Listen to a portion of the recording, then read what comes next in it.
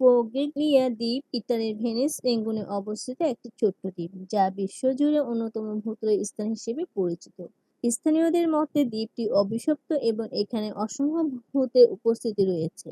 অজানা কণ্ঠস্বর, চিৎকার ও ছায়ামূর্তি এখানে সাধারণ। বর্তমানে দ্বীপটি পরিত্যক্ত এবং সাধারণ মানুষের জন্য নিষিদ্ধ।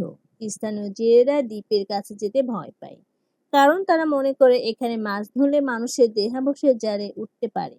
পোগেলিয়া দ্বীপের ভূতের ইতিহাস একটি বিশ্বের অন্যতম রহস্যময় ও ভয়াবহ স্থানে পরিণত হয়েছে।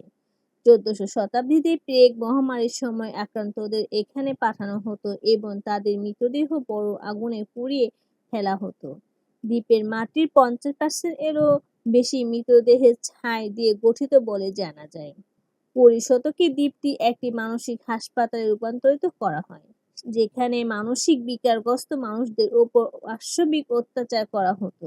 বন্দীদের আর্তচিৎকারে দ্বীপটি ভীতিকর হয়ে ওঠে।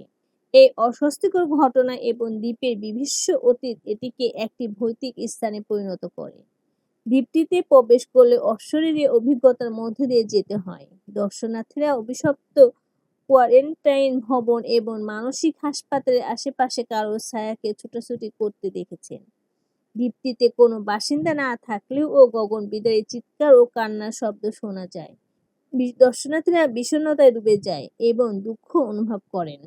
ইতালি সরকার দ্বীপটির অন্ধকার অতীতকে দূর করতে বিভিন্ন রিয়েল এস্টেট কোম্পানিকে নিয়োগ করলেও অদ্ভুত কারণে তারা কাজ ফেলে চলে যায়। ফলে সরকার জনসাধারণের প্রবেশ নিষিদ্ধ করে দিয়েছে দ্বীপটি। ধন্যবাদ সবাইকে আমাদের সাথে থাকার জন্য।